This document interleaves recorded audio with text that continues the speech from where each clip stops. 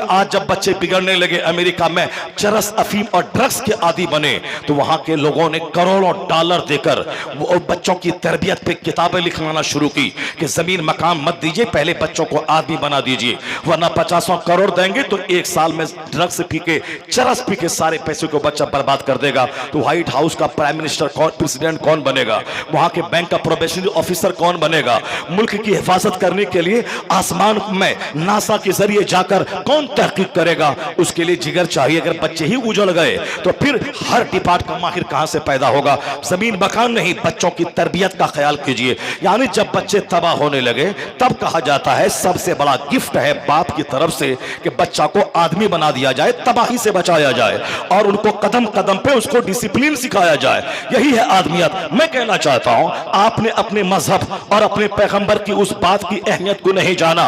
सारी दुनिया बच्चों की तबाही का तमाशा देखकर आज इस रुख पे आई है कि जमीन जगह से ज्यादा बड़ा गिफ्ट है डिसिप्लिन, अदब, तालीम, तहजीब सिखाना।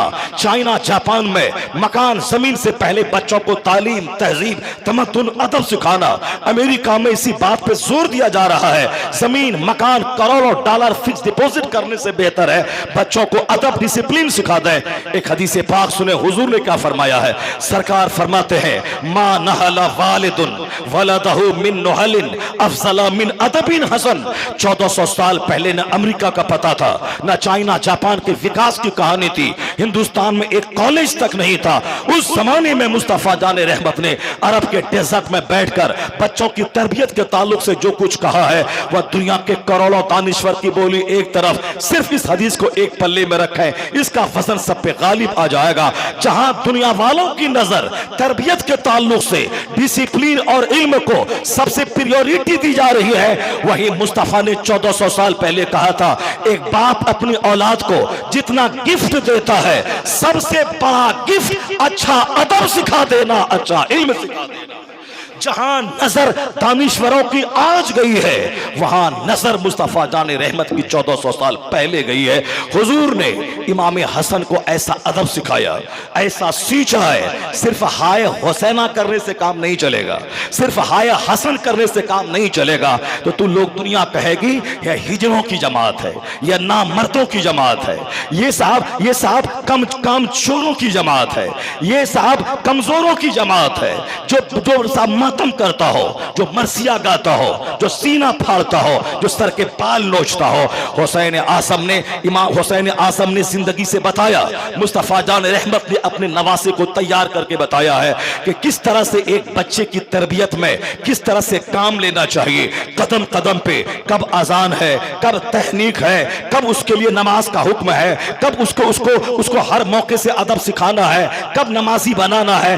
हुसैन आसम की शहादत तो जिंदगी के आखिरी दिन हुई है। यानी जो 55 साल 5 माह 5 दिन जो जिंदगी का आखिरी दिन था, उसी दिन इमाम हुसैन ने शहादत का जाम पिया है। लेकिन उससे पहले ये 55 साल की लंबी जिंदगी हुसैन ने कैसे गुजारी? 55 तो सारे लोग सुनाते हैं और शहादत एक दिन की कहानी सब लोग सुनाते हैं, लेकिन एक लंबी जवानी हुसैन आजम ने कैसे गुजारी?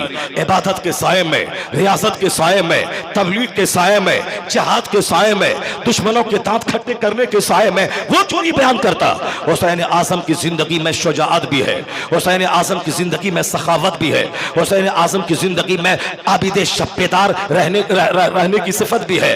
हुसैन आजम की जिंदगी में लगातार रोजे रखकर रूहानियत को जगमगाने का अंसर भी उसमें गालिब है। हुसैन आजम में सारी ह्यूमन क्वालिटीज मौजूद है। ये सारी तैयारी मुस्तफा जाने रहमत ने की है। गोद में बिठाकर, सीने से लगाकर, जबान से जबान सटाकर, सूंघ कर, पेशानी चूमकर, यानी जितने औसाफ बुलंदी के होने चाहिए वह सारा वस्फ कूट कूट कर मुस्तफा ने हुसैन में अता फरमा दिया। एक बार जोर से बोले ना सुभान अल्लाह। मैं भी सीना कोटो हूं, मैं भी सर के बाल नोचूं? नहीं, जिसको नोचना है वह नोचे, जिसको कोटना है वह कोटे, जिसको मातम करना है वह करे। वह मातम की कहानी नहीं, सब्र की कहानी है, शुजाअत की कहानी है, ये हिम्मत की कहानी है, ये हिकमतों से भरी है हुसैन की कहानी। हुसैन आजम साबरीन के इमाम का नाम है, हुसैन आजम हाजियों के सरदार का नाम है। आज एक आदमी हज पैदल जा रहा है, सारी दुनिया के लोगों ने तमाशा बना दिया है। कोई बोलता है कि पैदल क्यों जा रहा है जब हवाई जहाज मौजूद है। अपने आप को मुशक्कत में डालना है। ला तुल्कू ऐदीकुम इला तहलुका, अपने आप को बर्बादी के हाथों क्यों डाल रहा है। यानी लोग कुरान की आयतें पढ़ने लगे, सिर्फ वह हुसैन को पढ़ लेते, सिर्फ वह इमाम हसन को पढ़ लेते। 55 साल की उम्र है, 25 हज इमाम हसन इमाम हुसैन ने पैदल मदीना से चल के किया है। 25 हज, जोर से बोलो सुभान अल्लाह, हाथ उठा के बोलो ला इलाहा इल्लल्लाह। 25 हज 55 साल की उम्र में। हिंदुस्तान का हाजी 80 साल की उम्र में एक हज करता है। इनका चेहरा बिल्कुल बुझा बुझा सा रहता है। सऊदी अरब में जब कोई खजूर बांटने वाली गाड़ी खड़ी रह के हुज्जाज कराम को खजूर बांटती है गाड़ी, तो हिंदुस्तान का हाजी आगे बढ़ करके खजूर जमा करता है। और जब लगेज का मसला खड़ा होता है तो सारी खजूरें होटल ही में फेंक के वो चला जाता है। सिर्फ लेना है, चेहरा देना नहीं। इंडोनेशिया के लोग करोड़ करोड़ लेके आते हैं, वहां के जायरीन पे खर्च करते हैं। तुर्की के लोग लाखों लाख डॉलर लेके आते हैं। मैंने रमजान में देखा वह लोग असहाबे सुफ़ा पे जितने लोग अमीर गरीब बैठे रहे, सबों को वह डॉलर तकसीम करता है, रियाल तकसीम करता है, वो लेके आते हैं। चूंकि जानते हैं मक्का की एक नेकी 1 लाख के बराबर है, मदीने की एक नेकी 50,000 के बराबर है। 1 रियाल खर्च करो तो गैर मदीना में 50,000 रियाल के बराबर खर्च करने का अज्र वहां मिल जाएगा। इसे वो लेके जाते हैं, खर्च करते हैं। और हम लोगों का क्या है, 80 साल में एक हज करते हैं। इंडोनेशिया का जवान शादी से पहले 5 हज कर चुका होता है। शादी के मौके पे पूछा जाता है कि आपके बेटे ने कितना हज किया है, आपकी बेटी ने कितना हज किया है, तो 4, 5, 6। और उसके बाद हमारे हिंदुस्तान में पूछा जाता है आपकी बेटी ने मैट्रिक में कितना नंबर लाया है, इंटरमीडिएट किया है कि नहीं किया है, डीएलएड किया है कि नहीं किया है, नीट निकाला है कि नहीं निकाला है। यानी हम ये पूछते हैं, सिर्फ नाक देखा, आंख देखा, नीट देखा, इंटरमीडिएट देखा, अक्द कर लिया। बाद में अगर वो लड़की आने के बाद बोलती है तुम चाहिए मुझको तेरी माँ नहीं, तेरा बाप नहीं, तेरा भाई नहीं, वो सारा कुंबा वबाल तुम पालो, तुम हो मेरे लिए, तुमको देख के मैं आई हूं, मैं तुमको जानती हूं, तुम्हारी माँ, तुम्हारे बाप, तुम्हारे भाई, तुम्हारे चाचा, तुम्हारे मामा, तुम्हारी ममानी, तुम्हारी चची, तुम्हारी फूफी को नहीं, सब जंजाल तुम संभालो, मैं तुमको जानती हूं। तब उस वक्त पता चलता है कि शादी में मुस्तफा के पैगाम को ठुकराने का क्या नतीजा है। नाक देखा, आंख देखा, ओके है, ये नहीं पूछा कि दुआए कुनूत याद है कि नहीं, दरूद इब्राहिमी याद है कि नहीं, दरूद ताज याद है कि नहीं, अत्तहियात याद है कि नहीं, सुबहान रब्बियल आला याद है या नहीं। नहीं, डीएलएड और NEET, intermediate, graduation, post graduation, PhD, यानी सिर्फ ये पूछा। अब जाहिर सी बात है जो पीएचडी होल्डर है वो जब आएगी वो क्यों तुम्हारी माँ के चप्पल सीधी करेगी, वो क्यों तुम्हारे बाप को चाय बना के सुबह सुबह 5 बजे देगी, नहीं देगी ना। वो चूंकि वो पीएचडी डिग्री होल्डर है, वो साहब उन्होंने पोस्ट ग्रेजुएशन किया है, वो पढ़ी लिखी खातून है, अब वो क्यों करेगी। तुमने दीन कहाँ देखा, अखलाक कहाँ देखा। हुजूर ने कहा था कि शादी में चेहरा देखा जाता है, माल देखा जाता है और दीन देखा जाता है और खूबसूरती देखी जाती है। यानी तुन कहल मरअतु ले अरबा, ले मालेहा वले जमालेहा वले हसबहा वले दीनहा। हुजूर ने कहा फज़फर बिज़ाति दीन, मैं तुमसे कहता हूं कि तुम दीन को तरजीह देना, दीन को प्रायोरिटी देना। मुस्तफ़ा ने कहा जनरली लोग शादी में 4 चीजें देखते हैं, मगर तुमको कहता हूं तुम अखलाक देखना, तुम सिर्फ मुखड़ा मत देखना, नाक लंबी आंख बड़ी मत देखना, दीन देखना। फज़फर बिज़ाति दीन, दीन देखना और दीनदार को तरजीह देना। मुस्तफ़ा कहते हैं वाला अमतुन सौदा ज़ातु दीनिन अफजल, काली कलोटी दीनदार औरत तेरे हक में बेहतर है। हुजूर हकीम वक्त ने, दुनिया के सबसे बड़े मौलिम ने क्या कहा, काली कलोटी दीनदार औरत तेरे हक में बेहतर है। क्यों? इसलिए कि शादी सेक्स का मसला नहीं है कि एक दिन शादी करके लाया और जब तक सेक्स की तकमील हुई उसके बाद फिर चाहे कुछ भी हो सिर्फ मजा लेने का जरिया है। नहीं नहीं, अगर मेरा बाप शादी नहीं करता मैं कहां से पैदा होता, अगर मेरे दादा शादी न करते मेरा बाप कहां से आता, अगर महबूब इलाही के वालिद शादी न करते वो कहां से पैदा होते, सैयद मूसा जंगी दोस्त शादी न करते तो अब्दुल कादिर जिलानी कहां से आते, मौला अली फातिमा ज़हरा शादी न करते हसन और हुसैन कहां से आते। क्या मतलब है कि शादी ख्वाहिशात की तकमील का एक जरिया है, लेकिन सबसे बड़ा माध्यम है तवालुद व तनासुल का, इंसानी सिलसिले को जारी रखने का, ताकि दुनिया में इंसान रहे। दुनिया की बहार है इसी इंसानी आबादी से कायम है। जमीन है, आसमान है, सूरज है, चांद है, सितारे हैं, डेजर्ट है, रेगिस्तान है, फल फ्रूट्स है, वेजिटेबल्स है, जानवर है, सारी चीजें इंसान के लिए अल्लाह ने मुसख्खर कर दिया है। यही इंसान है जो शेर का पांव पकड़ के फाड़ता है, यही इंसान है जो चांद पे कदम रख के वहां की जमीन का पता लगाता है, यही इंसान है जो समंदर के नीचे गोता लगाकर 3 महीने तक रहकर वहां के हीरे जवाहिरात और मालूमात के खजाने को हासिल करता है, यही इंसान है जो फजाओं में 10-10 महीने मुअल्लक रहकर का स्पेस की सच्चाई का पता लगाता है। इस इंसान के लिए सारी दुनिया को मुसख्खर कर दिया है। इंसान ही से जिंदगी की बहार है। तो अब अगर इंसान अच्छा रहेगा, वो न तहकीक करेगा जमीन कितनी बड़ी है, आसमान क्या है, आसमान बगैर खंबे के क्यों खड़ा है, अल्लाह ने मुझको क्यों पैदा किया। और जब शादी सिर्फ सेक्स की तकमील का जरिया हो जाए और औरत सड़ी हुई मिल जाए और मर्द भी सड़ा हुआ हो, तो आने वाली जो नस्ल है महा सड़ी हुई, दुनिया चोरों से भर जाएगी, दुनिया डकैतों से भर जाएगी, दुनिया होंडों से भर जाएगी। हमने शादी में सिर्फ नाक देखा, आंख देखा, हुजूर की तालीम को ताक पे रखा। मेरा बेटा होंडा, मेरा बेटा डकैत, मेरा बेटा माँ बाप का नाफरमान, मेरा बेटा मेरी छाती पर बैठकर ब्लैंक चेक पे साइन करवाने वाला। चूंकि हमने ही उनकी गुट्ठी में पिलाया है। क्या पिलाया है?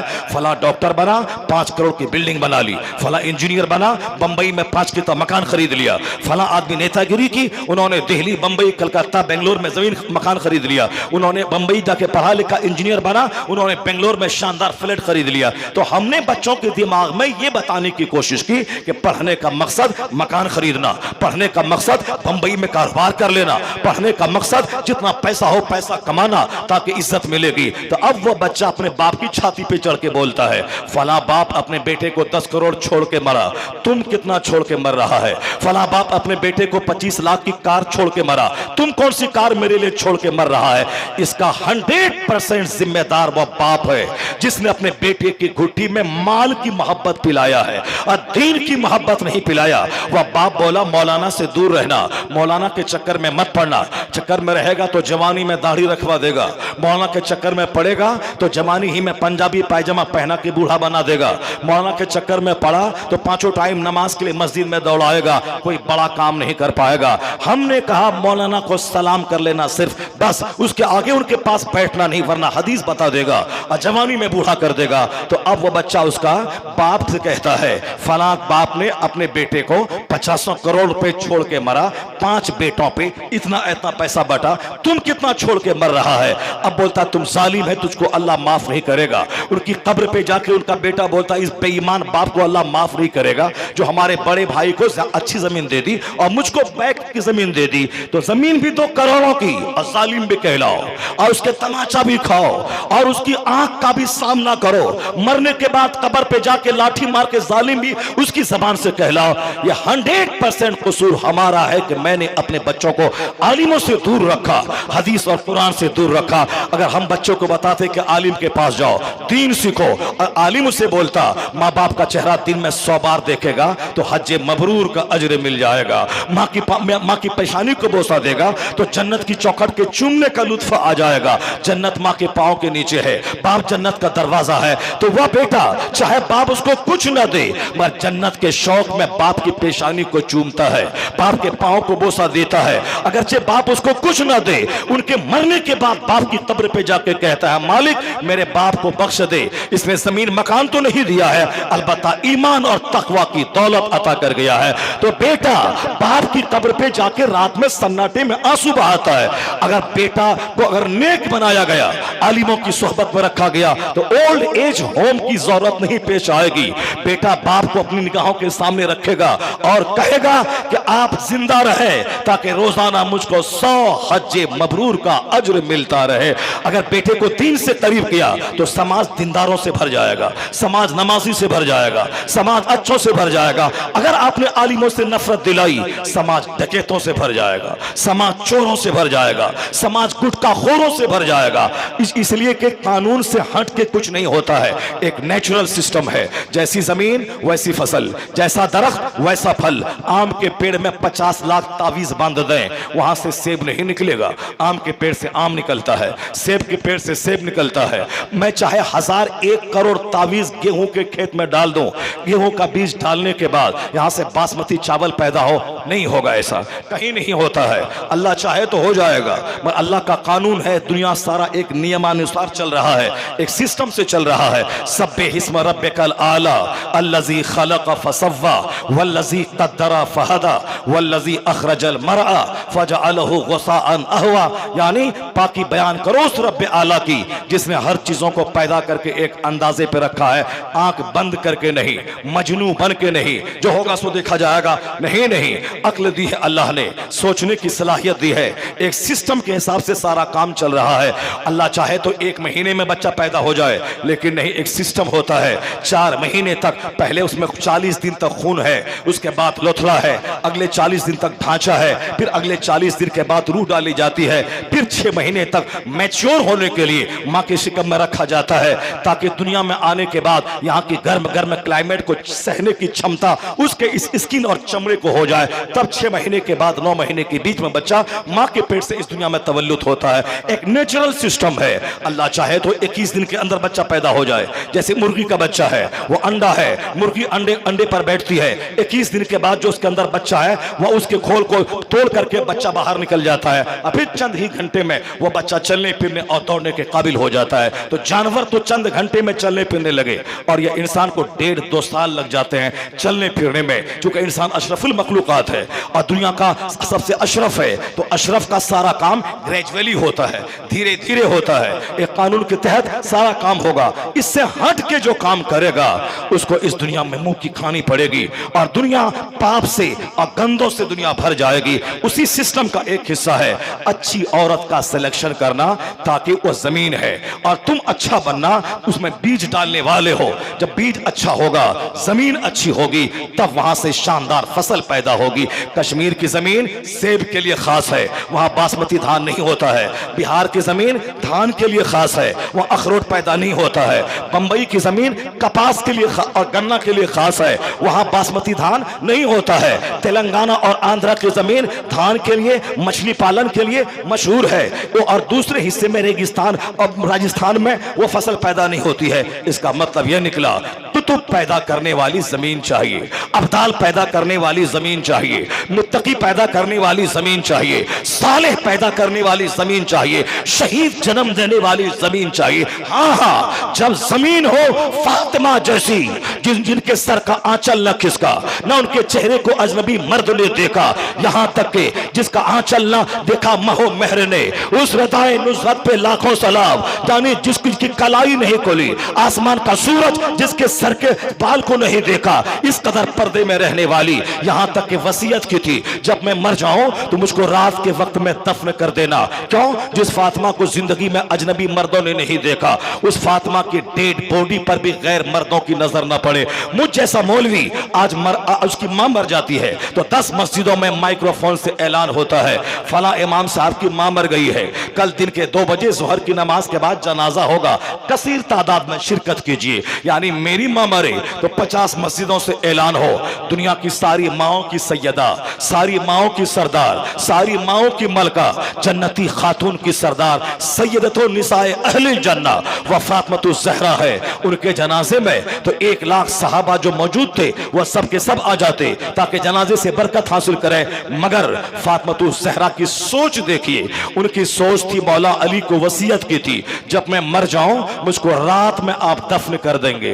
रात में दफन करने की हिकमत क्या थी? हिकमत यही थी कि जिस फातिमा को जिंदगी में अजनबी मर्दों ने नहीं देखा, उनकी लाश पर भी अजनबी मर्दों की नजर न पड़े। यहां खातून मर जाती हैं और गांव के सारे अजनबी मर्द का तांता लग जाता है उनके चेहरे की जियारत के लिए, कि रूनुमाई के लिए जनाजा रखा गया है। आइए उनको देखिए। अजनबी और मर्द का, अजनबी औरतों का चेहरा देखना न जिंदगी में दुरुस्त था और न मरने के बाद उनका पर्दा है, पर्दे में रहे। फातिमा ज़हरा को रात के वक्त में 8-10 लोगों की मौजूदगी में दफना दिया गया। कई लाख का मजमा जमा होता, 1 लाख से ज्यादा सहाबा किराम मौजूद थे मक्का मदीना और अतराफ के, वह सब चले आते। यहां तक कि जो मुसलमानों के खलीफा अव्वल खलीफतुल मुस्लिमीन है, जो मुसलमानों के उमूर के वाली हैं, सिद्दीक अकबर रज़ियल्लाहु ताला अन्हु, उनको भी खबर तक न हुई, रात में ही दफन कर दिया गया। सुबह हुई तो मौला अली से सिद्दीक अकबर ने कहा, अली आपने मुझ पर जुल्म क्यों किया, आपने खबर क्यों नहीं की? सैयदा के जनाजे में मैं भी तो हाजिर हो जाता, जबकि मुसलमानों के उमूर के वह मालिक थे, वाली थे, वो उनका उनका वह शरीक हो सकते थे। लेकिन सैयदा फातिमा की वसीयत पर अमल किया गया और रात ही में अपने घर के चंद मखसूस लोगों की मौजूदगी में जनाजे की नमाज हो गई। शोहरत में जीने वाला, नामवरी में जीने वाला, रियाकारी करने वाला, तसन्नु और बनावट से काम लेने वाला, तीजा और चहारुम और 40वां और बरसी में 1 लाख खत्म कुरान, जबकि एक खत्म कुरान भी कायदे से नहीं पढ़ा गया है। पढ़ने वाला कैसे लोग हैं, पढ़ने वाला कैसे बच्चे हैं, सबों को मालूम है, मगर सिर्फ एक नुमाइश का नशा है कि साहब 61,000 खत्म कुरान हुए, 50 खत्म कुरान हुए, 100 खत्म कुरान हुए, इखलास खत्म हो गया। नुमाइश ने मेरी जिंदगी को कड़वा और तल्ख बना दिया। इसलिए हर चीज में नुमाइश, जनाजे में नुमाइश, साहब चाहरुम तीजा में नुमाइश। कहीं हम नहीं चाहते कि कोई काम सिर्फ अल्लाह के लिए कर जाए। वो तो अहले बैत मुस्तफा है जिन्होंने वसीयत की कि रात में मुझको दफन कर देना। जिस फातिमा ने अपनी लाश पर अजनबी मर्दों की नजर न पड़े, इसका एहतमाम किया। जब मां इसी लाजवाब हो, दिन में अपने बच्चों की तरबियत करने वाली, कपड़े साफ करने वाली, चक्की पीसने वाली, रोटी खुद से बनाने वाली, यहां मेरे पास अगर कुछ पैसे आ जाएं तो कपड़ा धोने वाली नौकरानी अलग, पोछा लगाने वाली अलग, झाड़ू देने वाली अलग, खाना बनाने वाली अलग। और हम क्या करेंगे? हमारी मां क्या करेगी? सिर्फ खाएगी और सोएगी, और जो किचन नहीं जाएगी, जो पोछा नहीं लगाएगी, जो कपड़े नहीं धोएगी, तो उसको एक दिन में 5 बार डॉक्टर के पास जाना पड़ेगा। क्योंकि सोते सोते कोलेस्ट्रॉल बढ़ गया है, तनफ्फुस की बीमारी हो गई है, सांस नहीं ले पाता है, दाना नहीं पच रहा है, भूख नहीं लग रही है, 105 केजी वजन हो गया है। अब blood pressure, BP high, blood pressure है, और साफ शुगर है, हार्ट की बीमारी है, गठिया जोड़ जोड़ का दर्द है, लीवर डैमेज हो गया है, यानी सारा जिस्म बीमारी का घर बन जाएगा। सैयदा फातिमा की पैरवी में जन्नत तो हाथ में रहेगी ही, साथ में सेहत भी रहेगी, तंदुरुस्ती रहेगी, सच्ची खुशी रहेगी। और सेहत का फार्मूला है एक्टिव रहना, सेहत का फार्मूला है स्ट्रगल करना, सेहत का फार्मूला है जद्दोजहद करना। सेहत का राज है जो जितना ज्यादा भाग दौड़ करेगा उतनी ही ज्यादा सेहत अच्छी रहेगी। जो बाजार जाए सब्जी लाने, जो खेत जाए काम करने, नहीं खेत का काम है, सब्जी लाने का काम है, अब नमाज 5 वक्त पढ़े और एक्स्ट्रा 50 रकत नमाज नफल पढ़े, ताकि पसीने में सारा बदन शराबोर हो जाए। 1 लाख की शुगर की गोली एक तरफ, 50 रकत नमाज नफल पढ़ के पसीना बहाना एक तरफ। रामदेव की बातों पे आज गैर मुस्लिमों की औरतें अमल कर रही हैं। वह सुबह के 4 बजे उठकर वह टहलती है ताकि वो हेल्दी रहे। उनका जवान दौड़ता है 5 किलोमीटर ताकि हेल्दी रहे, जल्दी सो जाता है ताकि हेल्दी रहे। Early to bed, early to rise makes a man healthy, wealthy and wise. हमारा जवान है, आलिमों का अदब नहीं, जलसे का अदब नहीं, मोबाइल चला चला के रात के 2 बजे सोना है और दिन के 10-11 बजे उठना है। और जब सेहत में आग लगती है तो तावीज के लिए आमिलों के पास जाके दौड़ना है। और आमिल जो अली बा तक ठीक से ना पढ़ सके, 50 लाख की कार पे चल रहे हैं, क्योंकि जैसी कमाई जैसा मौकिल वैसा आमिल रहता है। बुखारी पढ़ाने वाले के पास कोई जाता नहीं, इमाम साहब को कोई नजराना जुमा के दिन देता नहीं, तो जैसे मौकिल वो आमिल डराता है, तेरे घर में कुछ करके डाल दिया है, देखो तुम्हारा दम 10 कदम चलता है तुम फूलने लगता है, तेरा बेटा मर जाएगा, तेरी बेटी मर जाएगी, और चारों आदमी 1 साल के अंदर अंदर मर जाओगे, सारा घर उजड़ जाएगा, तेरी जमीन पे दूसरे का कब्जा हो जाएगा। इतना बड़ा काला जादू करके गाड़ दिया गया है। कहा हजरत कैसे होगा? कहां होगा, किसका समाधान दुनिया में नहीं है। होगा 50,000 रुपए खर्च पड़ेंगे, मैं उस काला जादू को अपने अमल से निकाल के फेंक दूंगा, तू बचेगा, तेरा बेटा बचेगा, तेरी बीवी बचेगी, तेरी बेटी बचेगी, घर बचेगा। जो आदमी 5 रुपए जलसे में चंदा नहीं दिया, मस्जिद में नहीं दिया, 50,000 रुपए जहां तहां से इंतजाम करके उस झूठे आमिल को देता है, और वह बोलता चलो मैंने उसको उखाड़ के फेंक दिया, अब भला चंगा रहो, आराम से रहो। तो जिसका पैसा राहे हक में ना जाता हो, उसका पैसा इसी तरह इस तरफ जाता है। एक्टिव सेहतमंद रहने के लिए जल्दी से इशा के बाद फौरी सो जाइए, नमाज़ें 5 जगाना पाबंदी से पढ़िए, और जल्दी सोइए, जल्दी उठ जाइए। फजर की नमाज से पहले उठिए, उस वक्त फरिश्ता आता है, रोजी लेके आता है, रहमत लेके आता है। अल्लाह के नेक बंदों के इस्तिगफार का टाइम है। वयस्तगफिरून बिल असार वल मुस्तगफिरीन बिल असार वल्लज़ीना यबीतून लिरब्बिहिम सुजदन व क़यामा। मौलवी साहब बोलता जल्दी तकरीर खत्म कर, 10 बजे रात बनाई गई है सोने के लिए, मगर वह सिर्फ एक ही बात पढ़ता है वल्लैल लिबासा, रात को लिबास बनाया, और ये नहीं पढ़ता है कि वह तताजाफा जुनूबहुम अनिल मदाजिअ यदऊन रब्बहुम खौफन व तमआ। यानी अल्लाह के सिलेक्टेड बंदे हैं जिनकी करवटें रात को बिस्तर से अलग हो जाती है। वो अल्लाह के जिक्र के लिए और रोने धोने के लिए और खर्च करने के लिए तैयार हो जाता है। जो रात भर सजदे और क़याम में गुजारता है, वल्लज़ीना यबीतून लिरब्बिहिम सुजदन व क़यामा। इसका मतलब ये निकला एक जनरल आदमी के लिए कानून है, वह जल्दी खाएं, सो जाएं, सुबह फजर पढ़ लें, मगर अल्लाह के मखसूस बंदे के लिए है कि वह रात भर एक सजदे में गुजार दें, रात भर खुदा की रहमतों के तलबगार रहें, रात के आखिरी पहर में इस्तिगफार करें, नेकी का पुतला फिर भी रोएं धोएं। अल्लाह को पसंद है मर्द मोमिन की आंख का आंसू का कतरा, और यही काम अहले बैत अतहार के बच्चे में कूट के भरा था। रात के आखिरी पहर में उठना, तहज्जुद पढ़ना, अल्लाह के खौफ से रोना, आंसू बहाना। सैयदा फातिमा का तो एक ही सजदे में रात का गुजर के सहर का आ जाना, फजर की अजान का हो जाना। हमने सिर्फ कहानी सुनी है, अपनी जिंदगी कैसे गुजारते हैं, रात के 2 बजे तक टेलीविजन देखना, मोबाइल चलाना और दिन के 10 बजे सोना।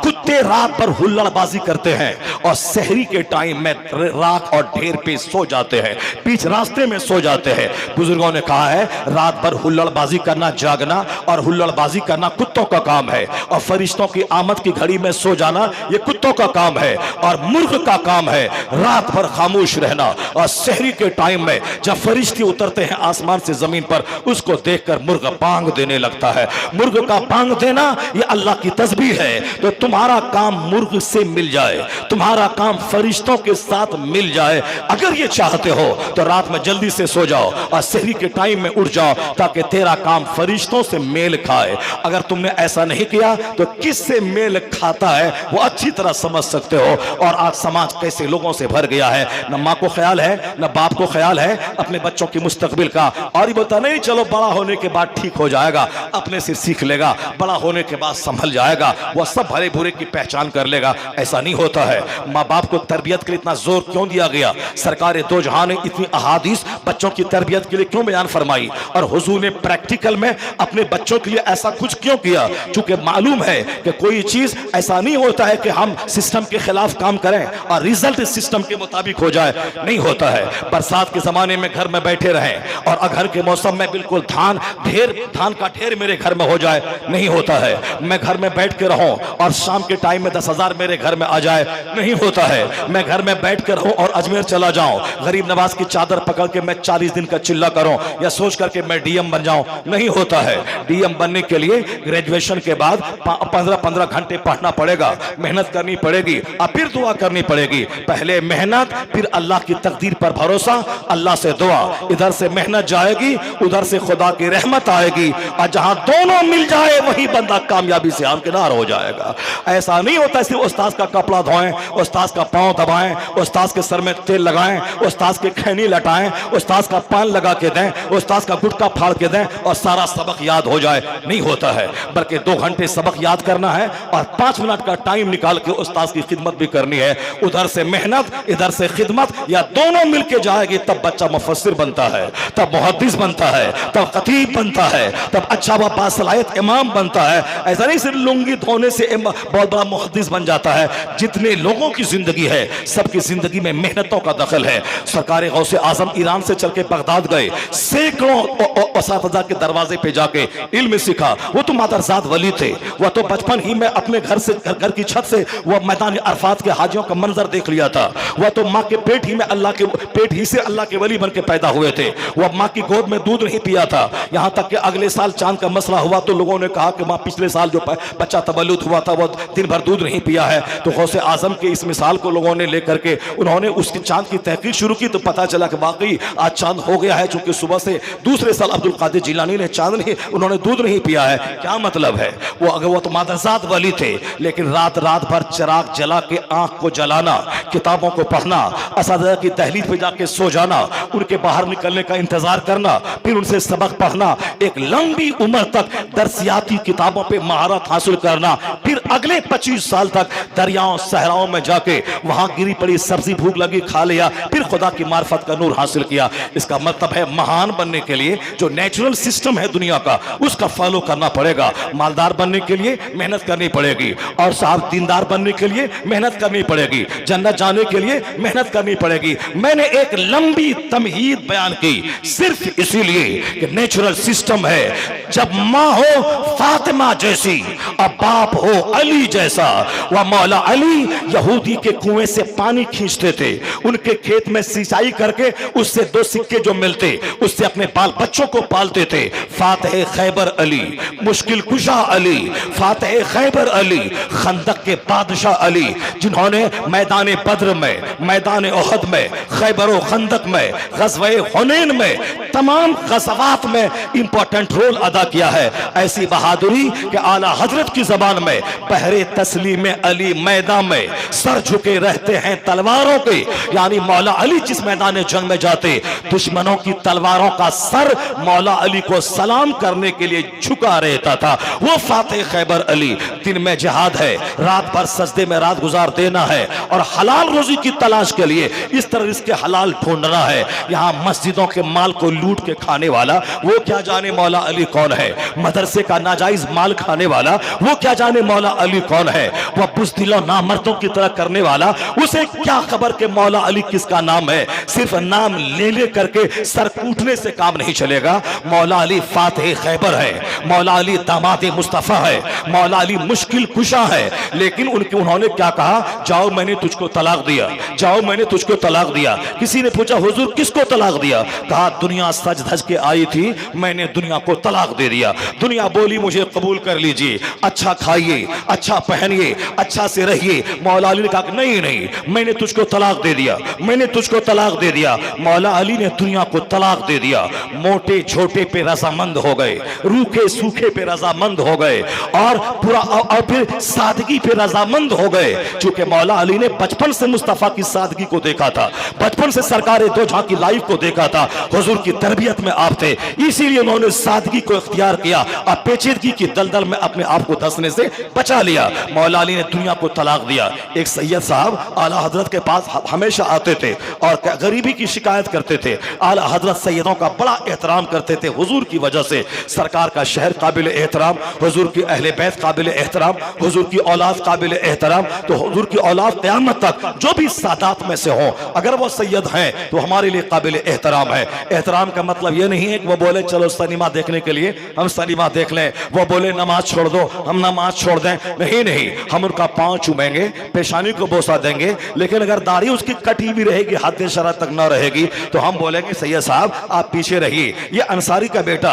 जिसे दुनिया जोलाहा कहती है, ये आलिम है, मुत्तकी है, हद शरा दाढ़ी है, ये आगे बढ़ के नमाज पढ़ाएगा, इमाम बनेगा। आपकी नाना की शरीयत के मुताबिक आप इमाम बनने के अहल नहीं है। हाथ चूमना और है, इमामत के मुसल्ले पे खड़ा होना और है, एहतराम सादात और है।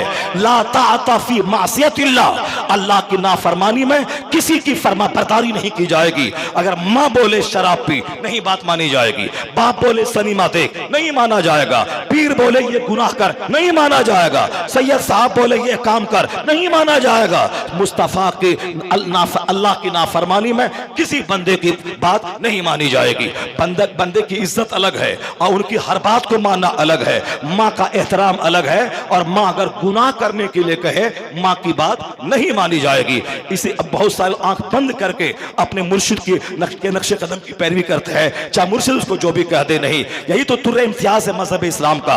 दूध का दूध, पानी का पानी, ये हमें फर्क सिखाता है राइट और रॉन्ग में, और जायज और नाजायज में, लीगल और इलीगल में। मौला अली इतने बड़े थे कि जिन्होंने दुनिया को तलाक दिया। सैयद साहब आला हजरत के पास आके बार बार गरीबी की शिकायत करते थे, बड़ा एहतराम करते थे, एहतराम में कुछ नहीं बोलते थे।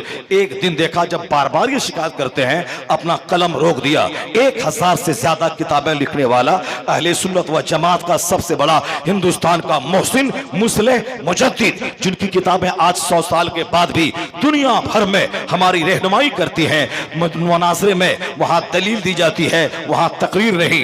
आज किताब इल्म गैब पर मुनाजरा हो तो दलील आला हजरत की लाइब्रेरी से आती है। मुनाजरा हो इल्म गैब पर ऑस्ट्रेलिया में तो किताब आला हजरत की लाइब्रेरी से जाती है। इसलिए 100 साल गुजर जाने के बाद जहां देखिए वादी रजा की कोहे हिमालय रजा का है, जिस समत देखिए वो इलाका रजा का है। क्यों? इसलिए कि रजा की 1000 से ज्यादा किताबें आज भी कदम कदम पे मेरी रहनुमाई करती हैं और मुझे राह रास्त दिखलाती है। जब तक वो किताबें रहेंगी तब तक उनका नाम, उनके नाम, उनकी अजमत का डंका बजता रहेगा। सिर्फ बोली नहीं देखी जाती है, इस्लाम की खिदमतें देखी जाती है। आला हजरत ने कलम रोक दिया और कहा, सैयद साहब एक बात बताइए, इस्लाम का मसला है अगर बाप किसी को तलाक दे दे, क्या उस खातून से बेटे का अक्द करना दुरुस्त है? सैयद साहब ने कहा, नहीं नहीं, बिल्कुल नहीं दुरुस्त है। कहा, सैयदों के बाप मौला अली जिन्होंने दुनिया को तलाक दे दिया हो, फिर उससे अक्द करना उनकी औलाद के लिए दुरुस्त है। आला हजरत हकीम थे, हिकमत भरा जुमला बोला, सैयद साहब समझ गए। जब तक वो जिंदा रहे आला हजरत के पास आते रहे, मगर फिर दोबारा कभी गरीबी की शिकायत नहीं की। जहां 50 घंटे की तकरीर रंग नहीं लाती हो, वहां आला हजरत का एक हकीमाना जुमला आदमी की फिक्र में इनकलाब पैदा कर देता है। यही है आला हजरत में हजरतों की सारी जिंदगी गुजर गई, एक आदमी को राह रास्त पर न ला सका। आला हजरत वो थे, एक जुमला एक आदमी की जिंदगी में इनकलाब पैदा कर दिया। तो मैं कहना चाहता हूं, मौला अली शेर खुदा फातह खैबर है। सादगी, हलाल का 1 रुपया हराम के 1 खरब रुपए से बेहतर है। मौला अली ने यह मसाज दिया। आज हराम खा खा करके 50 उम्र करने वाला, 25 हज करने वाला, वह भूल जाता है कि हराम कमाई पेट में जाए अल्लाह कोई दुआ कबूल नहीं करता। अल्लाह रब्बुल इज्जत सारी दुआओं को रद्द कर देता है। अगर जिस्म में 1 बूंद शराब दाखिल हो जाए, 40 दिन तक कोई दुआ कबूल नहीं होती, उसी हालत में मर जाए तो जन्नत की खुशबू उस पे हराम हो जाती है। शराब पे शराब ठोकने वाला, माले हराम झूठ बोल के कमाने वाला, वह 50 उम्र पे जा रहा है, नहीं होगा। दुआएं कबूल होंगी मोहल्ले की मस्जिद में। हज अगर फर्ज नहीं है तो काबा जाने का जुनून क्यों दिमाग में पाल रहा है? अगर हर हलाल खा के मोहल्ले की मस्जिद में जो दुआ करेगा, हराम खाकर काबा में दुआ करेगा, वो दुआ रद्द हो जाएगी। और हलाल खा के मोहल्ले की मस्जिद में दुआ करेगा, वो दुआ कबूल हो जाएगी। क्योंकि दुआ की कबूलियत के लिए हलाल ग़िज़ा शर्त है, और दुआ की कबूलियत के लिए अपनी खातून बीवियों और बेटियों का पर्दे में रहना शर्त है। आया है किताब में, उस कौम के मर्दों की दुआ को अल्लाह रद्द कर देता है जिस कौम की औरतों के पायल की आवाज अजनबी मर्दों के कान में जाती हो। एक तरफ बेपर्दगी, एक तरफ हरामखोरी। कुछ भी हो, समाज में स्टेटस बचना चाहिए, समाज में इज्जत रहना चाहिए, समाज में अभी कम से कम अपना भरम रहना चाहिए, चाहे मरने के बाद जहन्नम ही में क्यों न जले, अभी स्टेटस बचना चाहिए। उसे अली का नाम नहीं लेना चाहिए। मौला अली ने उन्होंने फाके को कबूल किया, मगर हराम की आमेजिश और हलाल तरीके से भी दुनिया की फरावानी को कबूल नहीं किया। जो मौला अली इस कदर हसास हो, रात भर सजदा और दिन में जिहाद, जब बाप हो अली जैसा और माँ हो फातिमा जैसी, तब नेचुरल सिस्टम के मुताबिक बेटा शहीदों का सरदार हुसैन पैदा होता है, हसन पैदा होता है।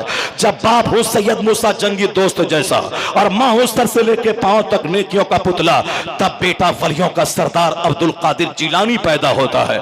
जब बाप हो सैयद ग़ियासुद्दीन जैसा जाहिद और आबिद, और माँ रात भर मुसल्ले पे बैठ के सजदा करने वाली, तब उसी का बेटा 99 लाख काफिरों को कलमा पढ़ाने वाला मोइनुद्दीन अजमेरी जन्म लेता है। जब माँ हो सैयदा जुलेखा जैसी 80 साल की उम्र में भी सर से आंचल न खिसका हो, और बाप हो सैयद अहमद अली बुखारवी जैसा, तो उसी का बेटा कुतुब दिल्ली महबूब इलाही निजामुद्दीन औलिया पैदा होता है। और जब बाप हो मुफ्ती नकी अली खां जैसा और माँ हो आबिदा, तो बेटा अहमद रजा खां पैदा होता है। और जब दादा हो हुज्जतुल इस्लाम और नाना हो मुफ्ती आजम हिंद, हुज्जतुल इस्लाम काफिर देखे तो कलमा पढ़ ले, मुफ्ती आजम हिंद को डकैत देखे तो वली हो जाए, और बाप जाहिद लाखों मुरीदों का मुर्शिद मुत्तकी बनकर जिंदगी गुजारने वाला, और माँ ऐसी आबिदा के जेवरात को गिरवी रखकर मंज़िल इस्लाम के मुदर्रिसिन की तनख्वाह दिलाने वाली। जब माँ हो ऐसी तकवा शहर और बाप हो जाहिद और दादा हो लाजवाब हुज्जतुल इस्लाम जैसा और नाना हो मुफ्ती आजम हिंद जैसा, उसी कोह का बच्चा अख्तर रजा खां अजहरी ताजुल शरिया पैदा होता है। नेचुरल सिस्टम के खिलाफ कुछ नहीं होता। मैं सिर्फ ये कहा है हुसैन जैसा बहादुर दुनिया को कैसे मिला, हसन जैसा बहादुर दुनिया को कुर्सी को कुर्बान कर देने वाला, दुनिया को पांव के नीचे ठुकराने वाला किसने दिया? मौला अली की करामत है, फातिमा ज़हरा की अता है, और उसकी तरबियत में पैगंबर आज़म अलैहिस्सलाम का दखल है। तो अब जब इमाम हुसैन जवान होते हैं, जवानी में हर कदम पे उसी तरबियत के आसार नुमाया होते हैं, उसी तरबियत की झलकियां हर कदम पे देखने को मिलती है। एक बार हाथ उठा के बोलें जोर से ला इलाहा इल्लल्लाह। अगर बात समझ में नहीं आ रही है तो मैं बंद कर देता हूं खिताब को। अगर वही खिताब चाहिए आपको किस्सा कहानी वाली, तो मैं बंद कर दूं खिताब में, छोड़ दूं। बस मेरा बहुत काम हो गया। जब आप पसंद ही नहीं कर रहे, आप बोल ही नहीं रहे, मैं साफ पसीना में निचोड़ रहा हूं। वो कहानी और किस्सा सीना तोड़ना, सर के बाल नोचना तो दिन रात सुनते ही रहते हैं। हाय सकीना, हाय असगर, हाय अली, हाय अब्बास, तो दिन रात सुनता ही रहता है। अब्बास है किसका नाम, हुसैन है किसका नाम, ये तो सुन ले। ये कौन सुनाएगा तुमको? इमाम हुसैन की जिंदगी से पैगाम मिलता है हक पे जीने का, हक पे मरने का। इमाम हसन ने कुर्सी को त्यागा, इमाम हसन ने दुनिया को त्यागा। यहां तक कि आज की तारीख में बेटा मर जाए आदमी सह लेता है, मगर कुर्सी नहीं छोड़ता है, तख्त नहीं छोड़ता है, वह सल्तनत नहीं छोड़ता है। मगर इमाम हसन उस योद्धा का नाम है। 40,000 से ज्यादा अरब आपके नाम पे जान देने को कुर्बान है, लेकिन इमाम हसन ने खिलाफत अमीर मुआविया के हाथ में शर्तों के साथ दे दी। मालूम है क्यों दे दी? इमाम हसन सबसे बड़े शहीद इस माना कर है, उन्होंने जान की नहीं, उन्होंने हुकूमत की कुर्बानी दी है, उन्होंने सत्ता की कुर्बानी दी है, उन्होंने सल्तनत की कुर्बानी दी है। इमाम हसन रज़ी अल्लाह तआला अन्हु को लोगों ने कहा यह शेम है, शेम, यह आरुल मुस्लिमीन है। ये आरुल मुस्लिमीन है। क्या आरुल मुस्लिमीन है? यानी 40,000 अरब जान देने को तैयार है, फिर भी इन्होंने अमीर मुआविया को हुकूमत दे दी और मदीना आ गए। इन्होंने ये जान बचा के आ गए। ये आरुल मुस्लिमीन है, ये आरुल मुस्लिमीन है। जरा गौर से सुनिएगा, शेम शेम शेम, आरुल मुस्लिमीन है ये। लोगों ने कहा अगर मुझको आज कोई मेरे खिलाफ कोई एक जुमला बोले, मेरे खिलाफ, मेरे इमाम के खिलाफ, मेरे पीर के खिलाफ, तो हाल क्या होता है कि हम नंगे हो जाते हैं। अखलाक को तो सारी हदों को फलांग कर सामने वाले को जलील करना अपनी जिंदगी का मकसद हम बना लेते हैं, नानी नफ्स को जो बात नागवार गुजरे। इमाम हसन को क्या कहा लोगों ने? ये आरुल मुस्लिमीन है, मुसलमानों के लिए शर्म है। ये इतने लाख, इतने हजार मुसलमान इनके नाम पे जान देने को तैयार है, और ये अमीर मुआविया को खिलाफत दे दी और मदीना पाक आ गए। इमाम हसन ने क्या कहा? पंचायती कर दूं, 10 लोगों को लेके मैं बैठ जाऊं, क्यों तुम मुझको ऐसा कहता है? इमाम हसन ने कहा नहीं नहीं, अल आरो खैरुम मिनन नार। इमाम हसन क्या कहते हैं? ये आर जिसको तुम कहता है, ये आर नार से बेहतर है। यानी दुनिया की बेइज्जती आखिरत की बेइज्जती से बेहतर है, या दुनिया की शर्मिंदगी आखिरत की शर्मिंदगी से बेहतर है। या एक जुमला नहीं है, 1 करोड़ हिकमतें पोशीदा है। चंद लाख रुपए रिश्वत देकर नौकरी लेना और सारी जिंदगी उस हराम की नहुसत से दो चार रहना। अगर इमाम हसन का जुमला उसके दिमाग में रहता, वह सारी जिंदगी मस्जिद में अजान देकर 5,000 रुपए माहाना कमाकर बाल बच्चों के पाल के वह मर जाता, लेकिन वह 10 लाख रुपए हराम रिश्वत देकर वह नौकरी नहीं लेता। चूंकि इमाम हसन ने कहा कि दुनिया की बेइज्जती आखिरत की बेइज्जती के मुकाबले में कल की है, असल बेइज्जती वहां की, असल रुसवाई वहां की। वहां का एक दिन 50,000 साल के बराबर होगा और दुनिया का एक दिन 100 साल उसके मुकाबले में कितना है? 1 सेकंड है। तो 1 सेकंड के लिए हरामखोरी, 1 सेकंड के लिए रिश्वत, 1 सेकंड के लिए झूठ, 1 सेकंड के लिए दूसरों की प्रॉपर्टी पे गासिबाना कब्जा, 1 सेकंड के लिए इस तरीके से बेएहतियातियां, 1 सेकंड की नमाज छोड़ छोड़कर चंद सिक्के कमाना। वो अपने आप को हुसैन का नाम ना ले, उसकी इस नापाक जबान से पाक हुसैन का लफ्ज नहीं निकलना चाहिए। इमाम हसन भूखा रहा, भूखा रहे, अपनी दौलत को जिंदगी में 3 बार सारी प्रॉपर्टी उन्होंने एक सुई तक घर में नहीं रखा, वह सब खैरात कर दिया। जिंदगी में कई बार आधी जायदाद यानी आधा अपने लिए आधा रब की राह में, और 3 या 2 बार सारी प्रॉपर्टी सुई तक नहीं रखा, सब राह खुदा में खैरात कर दिया। यह सोचना नहीं कि कल मेरा बच्चा क्या खाएगा, परसों मेरा बच्चा क्या खाएगा। इमाम हुसैन ने प्रैक्टिकल में बताया कि अल्लाह पर विश्वास करने वाला वो खसारे में नहीं रहता है। अल्लाह का वादा है, एक खर्च कर मैं तुझे 10 दूंगा। तो हमको तो लगता है कि खर्च करेंगे, देगा कि नहीं देगा, होगा कि नहीं होगा, ये बेएतमादी हमारे सीने में है। मगर वह हुसैन थे, वह इमाम हसन थे, अल्लाह की जात पर मजबूत यकीन था, सारा माल राह खुदा में खैरात कर दिया। क्या वो भूखे रह गए? क्या उनके बच्चे भूखे रहे? नहीं नहीं, उन्होंने रब की राह में खर्च किया था, रब ने पहले से ज्यादा उनको नवाजा।